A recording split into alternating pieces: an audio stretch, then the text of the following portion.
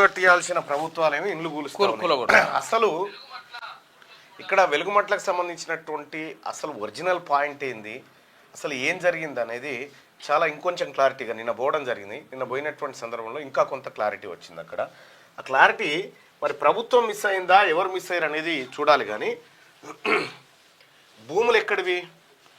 భూదాన్ భూములు 1950లో ఏర్పడ్డ భూదాన్ యజ్ఞ భూములు, భూదాన్ బోర్డు, భూదాన్ బోర్డు అనుకోరాదు, భూదాన్ బోర్డు భూములు. అసలు ఇది ఏర్పడడానికి పర్పస్ ఏంది, భూములు దేని అనేది ఒకసారి ఆలోచన చేస్తే ఇవి ప్రభుత్వ భూములు కాదు. ఫస్ట్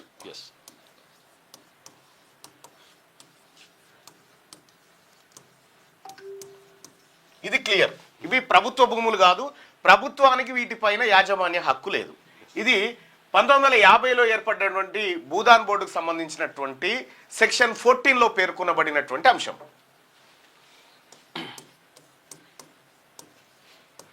సెక్షన్ 14లో ఉంది.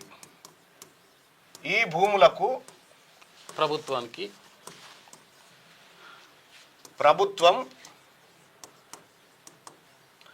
యజమాని కాదు. దీనికి కస్టోడియన్ గా భూదాన్ యజ్ఞ బోర్డు ఉంటుంది. ఇది సెక్షన్ 14లో 1950 యాక్ట్లో క్లియర్ గా మెన్షన్ చేసినటువంటి అంశం. ఇందులో ప్రభుత్వానికి భూములకు సంబంధం లేదు. మరి ఇక్కడ ఖమ్మంలో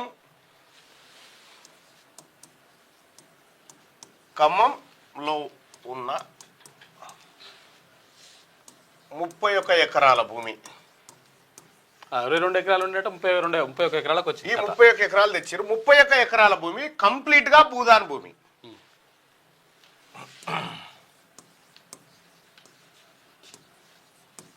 ఇది భూదాన్ భూమి కంప్లీట్ గా.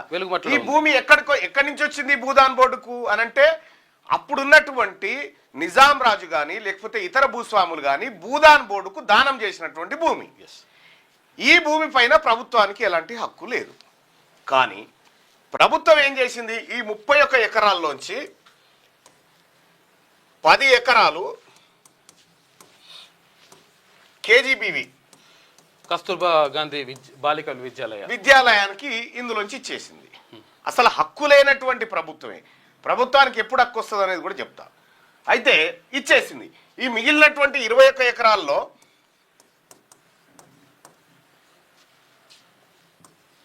పేదవాళ్ళు ఉన్నారు. వాళ్ళు చెప్తుంది అయితే 62 ఎకరాలు, కానీ 31 ఎకరాలు ఇక్కడ మనకు లెక్కకు వస్తుంది. అయితే అసలు భూదాన్ భూమి మొదటి దానికి ఉన్నటువంటి గుణం ఏంది, ఈ భూమి లేనటువంటి పేదలకు ఉపయోగపడాలనేది ఈ భూమి యజ్ఞం, ఈ భూదాన్ యజ్ఞ భూమికి సంబంధించినటువంటి మెయిన్ మోటో. దానం చేసిన ఉద్దేశం కూడా అదే. ఇప్పుడు సపోజ్ ఈయన భూదానం చేసిండు, నేను పేదవాడిని, ఆ భూమి నాకు దక్కాలి. కానీ 3వ పర్సన్ అయిన ప్రభుత్వానికి కాదు. ఒకవేళ ప్రభుత్వం తీసుకోవాలనుకుంటే ల్యాండ్ యాక్విజిషన్ యాక్ట్ కింద భూదాన్ యజ్ఞ బోర్డుకు డబ్బులు కట్టి తీసుకోవాలా. ఇది క్లియర్. కానీ ఆ భూమి పైన ఎలాంటి హక్కు లేనటువంటి ప్రభుత్వం అక్రమంగా ఆ భూములను కూల్చేసింది. కాబట్టి ఆ భూమి ప్రభుత్వాన్ని కాదని నేను వాదిస్తా ఉన్నా. ప్రభుత్వాన్ని కాని భూమి అటువంటి ప్రభుత్వం ఎట్లా స్వాధీనం చేసుకుంటుంది? ఈ మాయాజాలం అంతా బయటికి రావాలా. అక్కడ భూమి క్లియర్గా పేదలకు దక్కాల్సిన భూమి, ప్రభుత్వానికి రైట్ లేదు. ఉంటే భూదాన్ యజ్ఞ బోర్డుకు వర్సెస్ ప్రజలకు.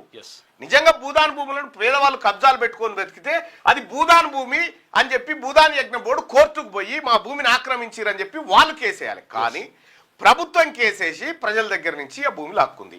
మధ్యలో భూదాన్ బోర్డుతో సంబంధం లేదన్నట్టుగా వ్యవహరిస్తూ ఉంది. ఇగో ఇది అసలైనటువంటి పొరపాటు అన్నట్టు.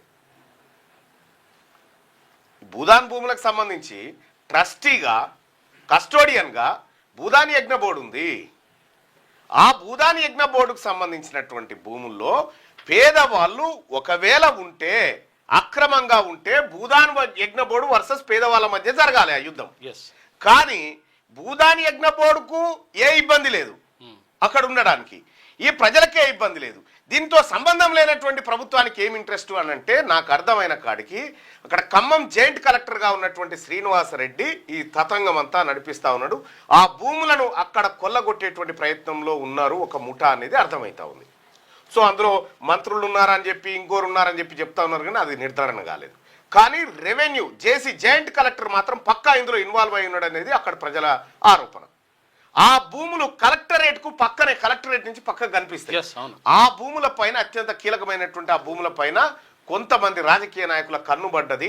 ఆ కన్నుబడ్డది కాబట్టే ఈ జాయింట్ కలెక్టర్ జేసీ శ్రీనివాసరెడ్డి ఈ విధంగా వ్యవహరిస్తున్నాడు అనేది అక్కడ ప్రజలు చేస్తున్నటువంటి ఆరోపణ. చుట్టుపక్కల పెద్ద పెద్ద వెంచర్లు, పెద్ద పెద్ద విల్లాలు, ఇక్కడదేమో ఇక్కడ కలెక్టరేటు. మీకు సంబంధం లేని భూములకు మీరు ఎట్లా పోతారా?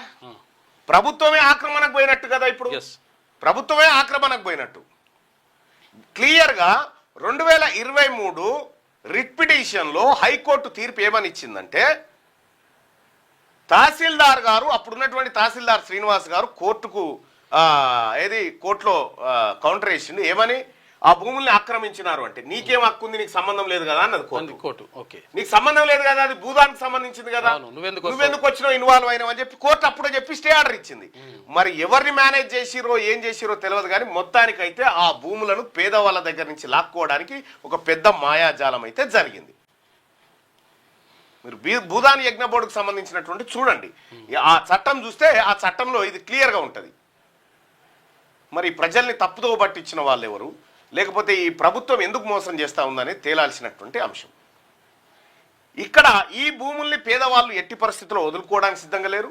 అసలు ఇక్కడే కదా గీడనే ఏది మహేశ్వరం దగ్గర నాగారం అనే విలేజ్లో ఐఏఎస్ ఆఫీసర్లు, ఐపీఎస్ ఆఫీసర్లు భూదాన్ భూమి కబ్జా పెట్టారు. చూసుకోగా భూదాన్ బోర్డు భూమి కబ్జా పెట్టారు.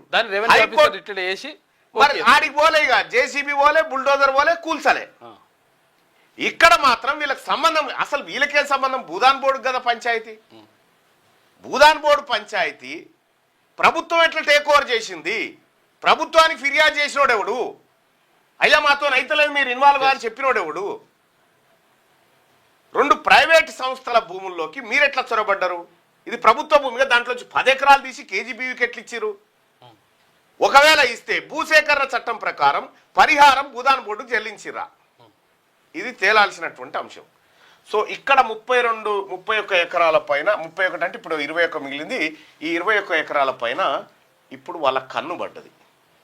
భూములు చాలా ఉన్నాయి, వాటిని వదిలేసి దీని తెర వస్తూ ఉన్నారంటే చాలా క్లియర్గా దాన్ని ఏది ఒక కుట్రపూరితంగా ఆ భూముల్ని కొల్లగొట్టేటువంటి ప్రయత్నం క్లియర్గా జరిగిందనేది అర్థమవుతా ఉంది. సో దాంట్లో ఎవరున్నారు ఏం కథ ఇంకా ఇన్డెప్త్గా మా నాయకులకు అప్పచెప్పడం జరిగింది. ఇంకా పూర్తి స్థాయిలో ఎంక్వైరీ చేసి అయితే దాంట్లో ఇంకా కొంతమంది నాయకులు మీకు జాగాలు ఇప్పిస్తామని లక్ష రూపాయలు వసూలు చేసిరట. ఆ నాయకుల సంగతి తేలాలి. లంగాలు నాయకులు ఎట్లయితుంది వీళ్ళు 3-4 ముఠా కలిసి మీకు ఇస్తాం, డబ్బులు ఇస్తామని నిన్న ఒక ఆడ మేము ఆడ కూర్చొని, ఆ గుడికాడ కూర్చొని చెట్ల కింద కూర్చొని భోజనం చేస్తూ ఉంటే ఆమె వచ్చి నా దగ్గర లక్ష రూపాయలు తీసుకున్నారు సార్, నా కొడుకు పరిస్థితి ఇది ఉంది. ఆయన పేరు ఏమన్నాడు? ఆయన పేరు రామయ్యనా ఏదో పేరు నాగయ్యను ఏదో పేరు ఆయన తీసుకుండట. సో ఇట్లా మోసం చేసిరు. ఈ మోసం అంతా బయటికి రావాల్సినటువంటి అవసరం ఉంది. వీళ్ళని ఎట్టి పరిస్థితిలో క్షమించడానికి సిద్ధంగా లేము.